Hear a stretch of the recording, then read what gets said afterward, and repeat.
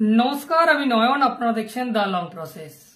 আমাদের দেশে বহু ধর্ম রয়েছে এবং বহু ধর্মের বিভিন্ন রকম পোশাক রয়েছে, কিন্তু হিন্দু তথা ব্রাহ্মণ্য ধর্ম একমাত্র ধর্ম যেখানে ধার্মিকদের বিভিন্ন রকম পোশাক দেখতে পাওয়া যায়। তো ছাড়ুন, সেটা একটা আলাদা ম্যাটার। কিন্তু আজকে যে বিষয় নিয়ে কথা বলবো সেটা হচ্ছে এই যে গলায় তুলসীর মালা, সেই তুলসী মালাকে কেন্দ্র করে কীর্তন জগতে যে ঝড় বয়ে চলেছে, সেই ঝড় থামার কিন্তু নাম নিচ্ছে না। আর ঠিক সেই রকমই দুই কীর্তনিয়ার কীর্তন আপনারা শুনুন। একদিকে গোপাল কৃষ্ণ পাল, আর দ্বিতীয় দিকে সত্যের সন্ধানী দীনকৃষ্ণ ঠাকুর। সর্বপ্রথমে সেই কীর্তনটি শুনুন, আর আমি আজকে বিশেষ কিছু বলবো না, সম্পূর্ণ কীর্তন শুনে আপনারা মতামত জানাবেন। কীর্তনটি শুনুন। ছেলে মেয়ে যারা রয়েছে, এমনকি আপনারা প্রত্যেকে বাড়ির ছেলে মেয়েদের তুলসীর মালা পরাবেন।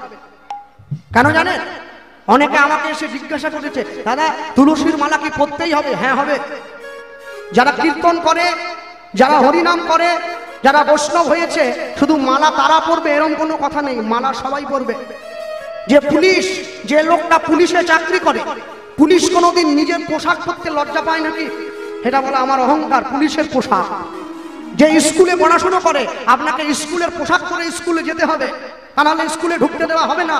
মনে রাখবেন, তুলসী মালা বৈষ্ণব নয়, ভক্ত নয়। আপনি হিন্দু বাড়িতে জন্ম নিয়েছেন, আপনি সনাতন ধর্মের মানুষ, আপনার পরিচয় বহন করবে আপনার তুলসীর মালাটা। তুলসীর মালা পরবে, প্রত্যেকে বাড়ির ছেলে মেয়েদের পরাবে। তবে এইখানে আমি একটু বলবো, যারা আমিষ খায়, মাছ মাংস খায়, তারা আমাদের মতো মালাটা গলার সঙ্গে লাগিয়ে পড়বে না, গলার থেকে নামিয়ে পড়বে।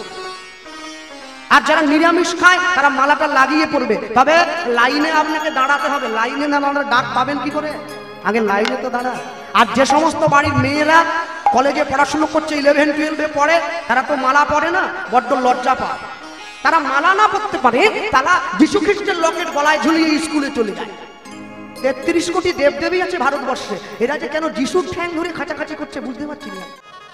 আজকের লাখো লাখো মানুষ মালা পরছে। কেন বলছে? হিন্দু বলে? হিন্দু বলে না, পিছনে যে জালিয়াতি গুলো করেছে সেই জালিয়াতি যাতে চাপা দেওয়া যায়, তার জন্যে মালা।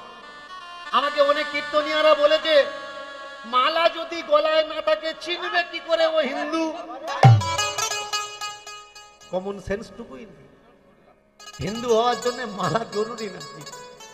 নবী শতাব্দীর পিছনে চলে যান, কোনো মালার গল্পই ছিল না। নবী শতাব্দীর পিছনে চলে যান, মালার কোনো গল্পই ছিল না। তাহলে তারা হিন্দু বলে পরিচিতি হতো না যে ওরা হিন্দু বা ওরা সনাতনী। মালাটা কি? এটা একটা সাম্প্রদায়িক চিহ্ন, প্রতীক। এটা কোনো ধর্ম নয়, একটা দল, একটা মতবাদের চিহ্ন। কেউ তুলসীর মালা পরছে, আমি রুদ্রাক্ষের বলি, মানে আমারটা আলাদা দল, তুলসীর দলটা আমার দল। এর জন্য অনেকে প্রতিবাদ করেছে, কীর্তন করছে গলায় তুলসীর মালা নেই। আচ্ছা, এরকম করে বলছি বলে কারোর অসুবিধা হচ্ছে না? আমাকে কয়েকটা ছেলে আমায় বলেছে, বাবা তোমার সেরম করে বলা হয় না, ওরম করে বলবে। এরম করে বলবো তো? অনুমতি না পেলে বলা যাবে না, কারণ তোমরা বলতে বলবে তাই আমি বলবো। যদি কখনো গন্ডগোল হয় আমি বলবো ওরা বলতে বলেছে বলে আমি বলি। আমার বলার ইচ্ছা ছিল, বলার ইচ্ছা ছিল। মালাটা কি? এই মালা তিলক হচ্ছে একটা সম্প্রদায়, একটা দল। কারোর বা মালা আছে, কারোর বা মালা নেই, কারোর তিলক আছে, কারোর আবার জামা কাপড়ও নেই। বিশ্বাস করেন না? না, হ্যাঁ, মোবাইল খুলে দেখুন, উলঙ্গ ন্যাংটো হয়ে ঘুরছে। এটাই নাকি সাধনা? এ তো ফাজলামো ছাড়া আর কিচ্ছু না।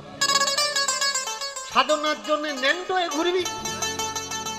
আমাকে অনেকে বলেছে, মেলার সময় এরা যখন আসে দেখা যায় না, যায়ও দেখা যায় না, কিন্তু স্নানের সময় লক্ষ লক্ষ কোটি কোটি নাগা দেখা যায় উলঙ্গ হয়ে স্নান করছে।